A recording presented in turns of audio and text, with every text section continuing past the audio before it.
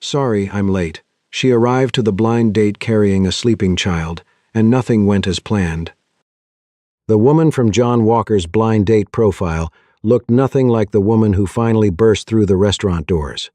23 minutes late, one sneaker untied, hair escaping from a messy bun, a giant diaper bag hanging from one shoulder, and a sleeping child draped across the other. For a moment, John genuinely wondered if she had mistaken him for someone else. The hostess looked almost as confused as he felt. The woman spotted him near the window and froze. Mortification spread across her face. "Oh no," she muttered to herself. Then she hurried toward his table.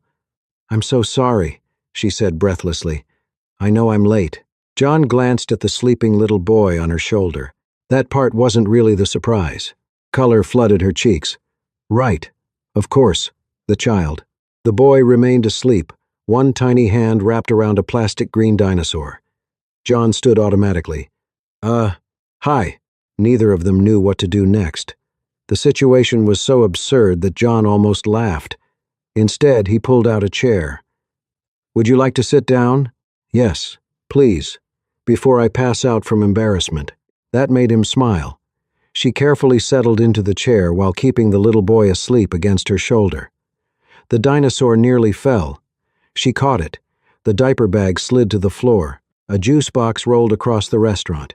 A waiter stopped it with his foot. "Thank you," Olivia said weakly. The waiter gave her a sympathetic nod. John sat down again. For a few seconds, neither spoke. Finally, she exhaled. "The babysitter canceled 40 minutes ago." I tried calling everyone." She laughed nervously. "Apparently all my emergency contacts had emergencies of their own. You could have canceled. I already canceled twice." She looked down. "I figured if I canceled again, you'd assume I wasn't interested." John studied her. Most people he dated worked very hard to appear impressive.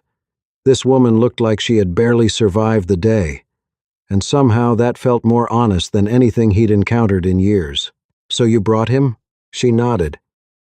"He fell asleep in the car."